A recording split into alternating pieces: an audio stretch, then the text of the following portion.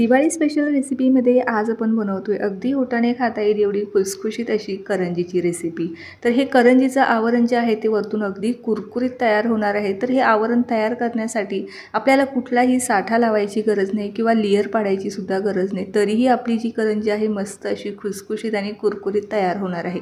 बऱ्याचदा जेव्हा आपण करंजी बनवतो ती तळल्यानंतर ती कुरकुरीत तर राहते, परंतु 2-3 दिवसानंतर ते लगेचच मऊ पडतात। तर असं होऊ नये त्यासाठी आपण ह्यामध्ये जे करंजीचं आवरण तयार करणार आहोत त्या पिठामध्ये आपल्याला एक खास पदार्थ वापरायचा आहे, त्यामुळे आपली जी करंजी आहे अगदी संपेपर्यंत जशीच्या तशी कुरकुरीतच राहते। चला तर मग वेळ न घालवता रेसिपीला आपल्या सुरुवात करूया। रेसिपी नेहमीप्रमाणे अगदी साधी आणि सोपी आहे, त्यामुळे तुम्हाला नक्कीच आवडणार आहे। तर त्यासाठी रेसिपीला एक लाईक जरूर करा। रेसिपीला सुरुवात करण्यापूर्वी तुम्हा सर्वांना माझे एक निवेदन आहे, तुम्ही जर चॅनलवरती नवीन असाल आणि चॅनलला अजून माझे सबस्क्राईब केले नसेल तर सबस्क्राईब करा।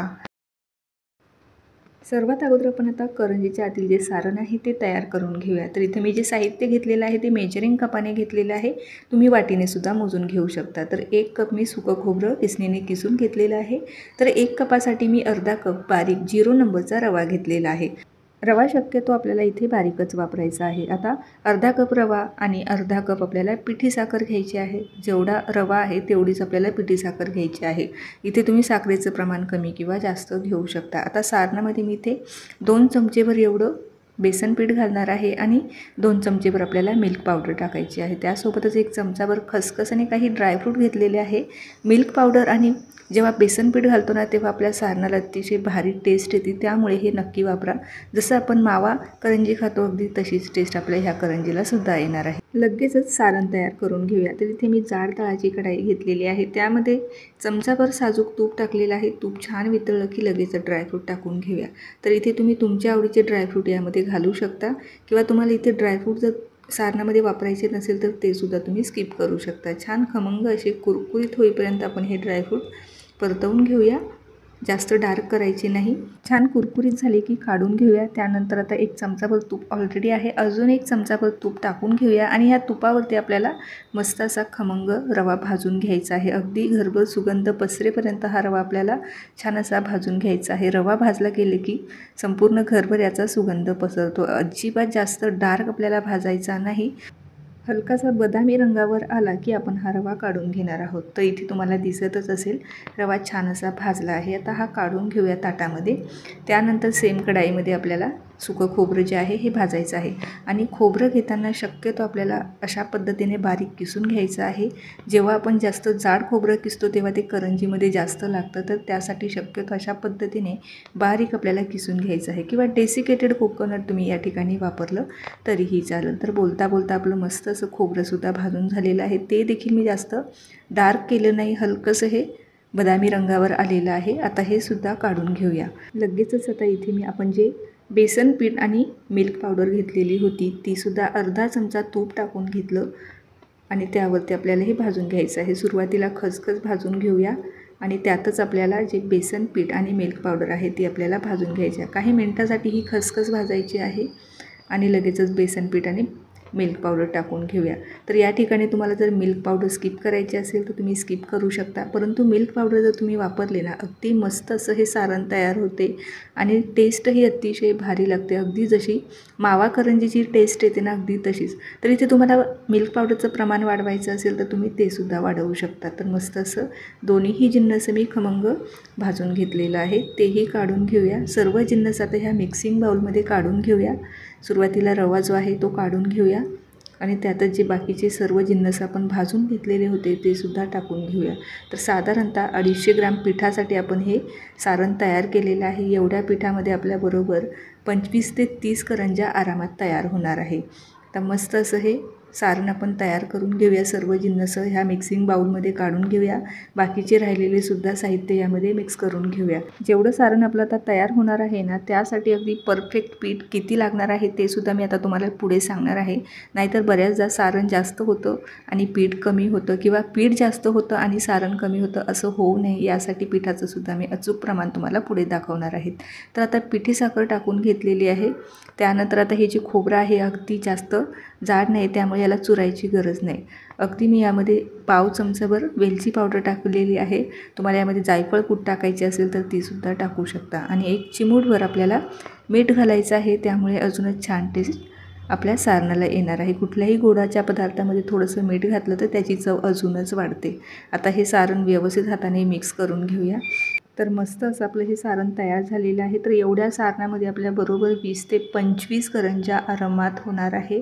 किंवा तुम्हाला आता यापेक्षा जास्त बनवायचं आहे तर हेच दिलेलं प्रमाण तुम्ही दुप्पट घेऊ शकता आणि हे सारण आणि करंज्या बनवू शकता. तर व्यवस्थित मस्त मिक्स केलेलं आहे, एकजीव झालेलं आहे.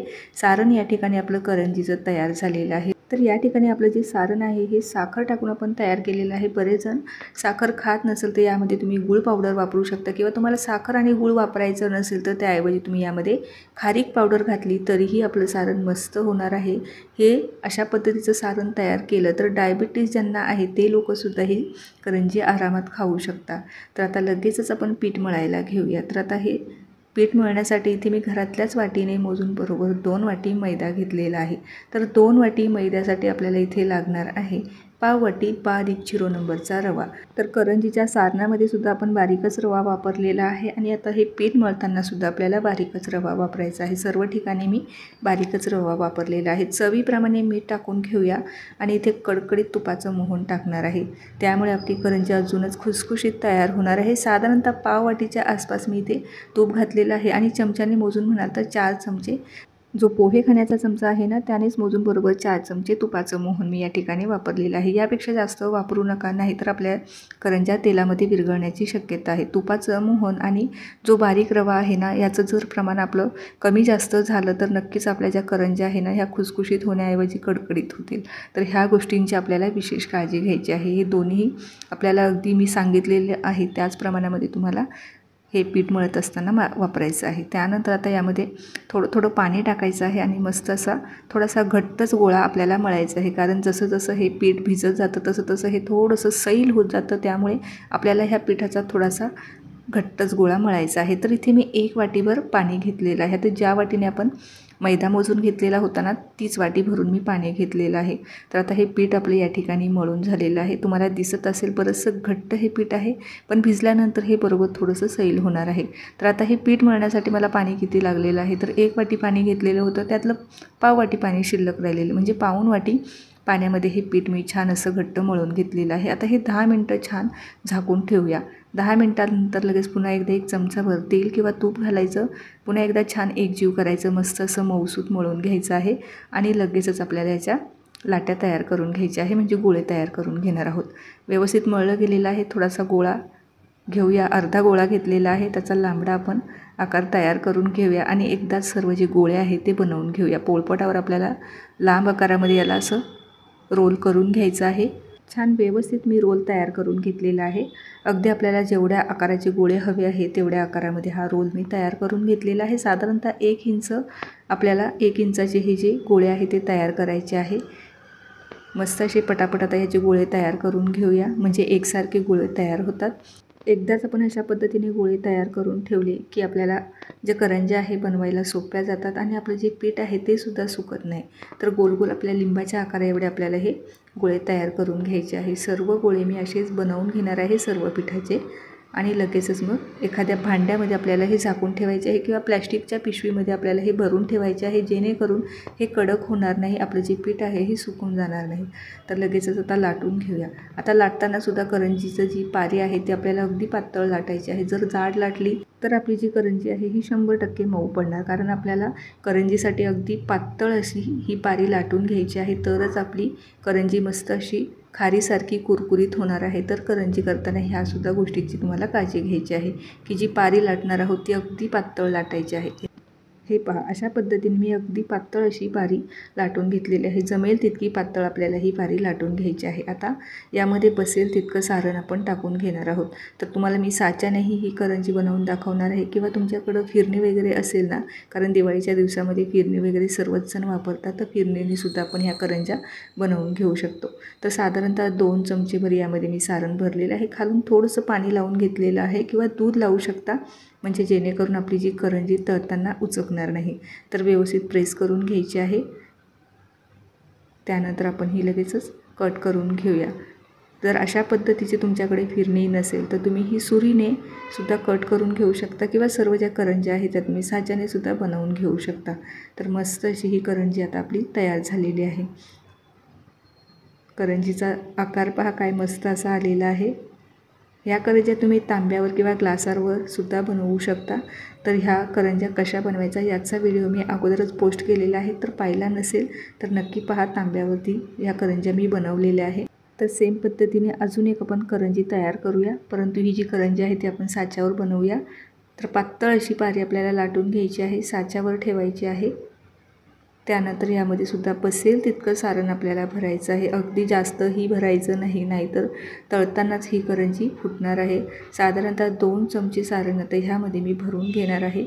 अगदी व्यवस्थित भरायचं आहे। साईडच्या कडासुद्धा आपल्याला पाण्याने किंवा दुधाने व्यवस्थित लॉक करायचे आहे, जेणेकरून तळताना ही करंजी फुटू नये। तर व्यवस्थित सारण भरून घेतलेलं आहे आणि साईडच्या कडासुद्धा मी व्यवस्थित पाणी लावून घेतलेला आहे। त्यानंतर लगेचच आता ही कट करून घेऊया। साच्यावरच्याही करंज्या अगदी मस्त होतात किंवा फिरणी वापरून तुम्ही ह्या करंज्या करू शकता।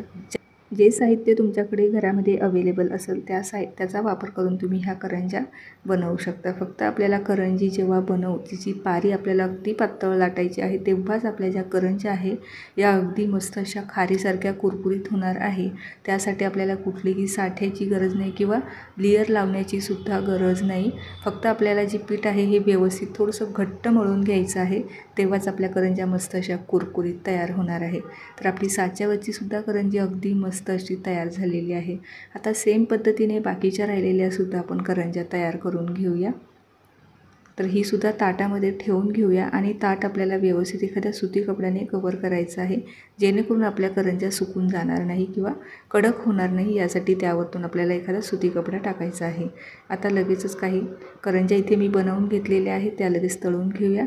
तर तळण्यासाठी इथे मी तेल मीडियम गरम ठेवलेले आहे आणि गॅस आपल्याला मध्यम ठेवायचा आहे, अगदी बारीकही नाही आणि मोठाही नाही। तर मध्यम गॅसवरती आपल्याला मस्त अशा मीडियम गरम तेलामध्ये ह्या तळायच्या आहे। तर टाकल्या करंज्या पहा काय मस्त अशा टम्म फुगल्या आहे। आता कढईमध्ये जितक्या करंज्या बसेल तितक्या करंज्या आपण यामध्ये टाकून घेऊया। अगदी जास्तही टाकू नका, नाही तर तेलाचं टेम्परेचर कमी होऊन या करंज्या तेलामध्येच विरघळतील। तर तेलाचं टेम्परेचरसुद्धा व्यवस्थित असणं गरजेचं आहे। जर तेलाचं टेम्परेचर कमी असेल तर करंज्या जास्त तेल ओढतात, त्यासाठी तेलाचं टेम्परेचर अगदी व्यवस्थित असायला पाहिजे। आणि करंजी तळत असताना काही महत्त्वाच्या टिप, जी करंजी आपण तळत असू तेव्हा गॅसची जी फ्लेम आहे ती मध्यम ठेवायची आहे। गॅस आपल्याला कुठेही मोठा किंवा कमी करायचा नाही आणि अगदी मस्त अशा सोनेरी रंगावर येईपर्यंत ह्या छान आपल्याला तळून काढायच्या आहे, तेव्हाच आपली करंजी कुरकुरीत होणार आहे। जर मोठ्या गॅसवरती तळले तर अजिबात ती कुरकुरीत तर होत नाहीच, कारण ती काही वेळाने ती लगेचच मऊ पडते। तर तळत असताना ह्या गोष्टीची तुम्हाला काळजी घ्यावी लागणार आहे, तेव्हाच तुमची करंजी एकदम कुरकुरीत खारीसारखी होणार आहे। मस्त असे लेयरसुद्धा करंजीला पडणार आहे। तर मस्त अशा करंज्या तळल्या आहे, जास्त डार्क रंगावर सुद्धा तळायच्या नाही, कारण तळल्यानंतरसुद्धा बऱ्याच वेळापर्यंत यांची प्रोसेस चालूच असते। तर या ठिकाणी मी सर्व ज्या करंज्या आहे या तळून घेतलेल्या आहे। करंजीला रंग पहा काय मस्त असा आलेला आहे आणि अतिशय खुसखुशीत अशा दिसत आहे खारीप्रमाणे। तर यामध्ये आपल्याला कुठेही साठा लावायची गरज नाही किंवा यासाठी आपण कुठेही अशा लेयर पाडलेले नाही किंवा चपात्या लाटून याचा रोल तयार केलेला नाही। अगदी सोप्या पद्धतीने ही करंजी तयार केलेली आहे, मस्त अशी खुसखुशीत तयार झालेली आहे, तुम्हाला इथे दिसतच असेल। करंजी बनवायची एकदम सोपी पद्धत आहे, अगदी बघता क्षणी तुम्ही बनवायला घ्याल आणि पहिल्याच प्रयत्नात तुमचीसुद्धा करंजी एकदम खारीसारखी खुसखुशीत आणि कुरकुरीत होणार आहे। अगदी वयस्कर लोकंसुद्धा ही करंजी आरामात खाऊ शकतात। तर अजिबात तेलकटसुद्धा झालेली नाही, तुम्हाला इथे दिसतच असेल। तोडून दाखवते, त्यावरून तुम्हाला एक अंदाज येईल की करंजी किती मस्त अशी खुसखुशीत आणि कुरकुरीत झालेली आहे। तर नक्की ह्या दिवाळीला ह्या पद्धतीने तुम्ही ही करंजी ट्राय करून पहा आणि कशा झाल्या त्यासुद्धा मला कमेंट बॉक्समध्ये कळवायला अजिबात विसरू नका। आता जेवढं पीठ आपण मळलेलं होतं तेवढ्या पिठामध्ये सर्व सारणाच्या आपल्या करंज्या या ठिकाणी तयार झालेलं आहे। हे अचूक आणि एकदम परफेक्ट प्रमाण आहे। आता यापेक्षा जास्त बनवायचं असेल तर तुम्ही तेच प्रमाण तुम्ही दुप्पट घेऊ शकता किंवा कमी करायचं असेल तर त्याचं हाफ प्रमाण तुम्ही घेऊ शकता। तर कशी वाटली रेसिपी आवडली असेल तर नक्की ट्राय करा। चला तर मग पुन्हा भेटूया अशाच एका नवीन रेसिपीसोबत। तोपर्यंत धन्यवाद।